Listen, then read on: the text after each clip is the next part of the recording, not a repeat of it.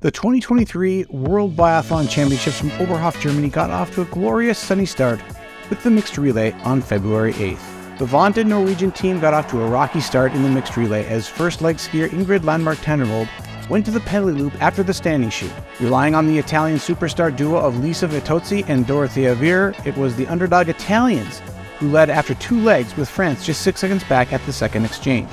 But the Italian youngsters stood up to the pressure, Giacomo leading the final shooting stage just split seconds ahead of JT Bou. Both teams 23 seconds clear of France and Fionn Maillet in the bronze medal position, guaranteeing the Italians the silver as Norway met expectations, crossing the line first in gold. Here's U.S. Team High Performance Director Lowell Bailey on Team USA's performance. We had a good start. Deidre clean, 0-0. And then, unfortunately, we had a penalty with Joanne. But all in all, modest start with the mixed relay with 13th place. The German fans have a 10-year itch that they were ready to scratch as overcast skies returned to Oberhof for the women's 7.5-kilometer sprint. All eyes in the Thüringen Arena am Rennsteig were on 2022 Olympic champion in the individual competition, Denise Herman-Vick, and Herman didn't disappoint. Leading at the first 3 time checks, Herman-Vick was then eclipsed at all time spots after that until the final shooting stage by Ingrid Landmark-Tannervold, who was flying high on the skis off a clean prone shooting. In the last lap of skiing, the German had flipped a 9-second deficit to lead by 0.4 of a second over the Swede as a roar went up in the stadium when the split was announced.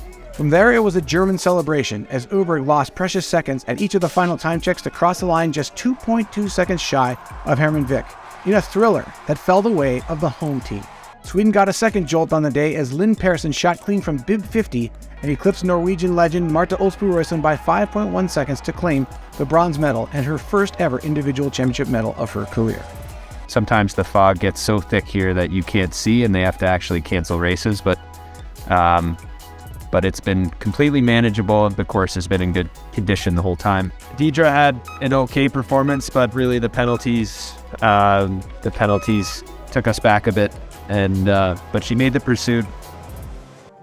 Thick fog threatened the men's sprint as Oberhof became Oberhof once again on men's sprint day. Johannes Tingnes Bø led an unsurprising sweep of the top 4 spots, as all serious teammate contenders from Norway missed 1 shot on the final standing chute, except for older brother Tarjei, who went 10 for 10 and finished 12 seconds back in second place. Sturla Holm Lagerud completed the sweep of the podium in third. And Paul Schomer also qualified with you can say a pretty solid race, 31st place. He had 31st fastest ski time as well, so he had 2 penalties and 31st place. You can say is a pretty decent result. Maxime, who's still a junior, he started off pretty conservative, but then on his second loop actually skied the 15th fastest course time, which is phenomenal for Maxime, and I think that's a really good sign for things to come. Denise Herman-Vick, who single-handedly buoyed the atmosphere of the entire championship with that win in the sprint competition, had a narrow 2-second lead to start the women's pursuit, and the pressure was palpable as the leaders struggled to find their rhythm on the shooting range. Simone took advantage of the mental gymnastics going on at the front of the field to groove out a 20 for 20 shooting performance on the shooting range and catapult herself to her first ever World Championship title. Herman-Vick overcame 4 misses, though, to grab the silver, 27 seconds back of Simone, while 4th starter Marta Olsbu-Røyseland came up in 3rd spot with 3 misses on the day to take the bronze. In the men's pursuit, the story was simple. It was all Johannes Tingnes Bø, because when Johannes Tingnes Bø shoots 20 for 20, there's no race at all. His perfect run gave him a 3rd gold medal in 3 starts at these championships. As Sturla Holm Lagerud matched Bø's perfect shooting score, but continued to lose time, he comfortably solidified the silver medal spot. The real story in the men's pursuit came down to a 3-man showdown between Tarjei Bø, Vetle Sjöstrand Christensen, and Sweden's Sebastian Samuelsson. All 3 missed 2 shots in the final head-to-head shooting stage, with nobody doing any better from behind, setting up a skiing showdown on the final lap. Tarjei forced the pace, which shattered Christensen halfway around the loop, but Samuelsson easily stuck to him and outpaced the elder Bø in the final 100 meters to nab the bronze for Sweden.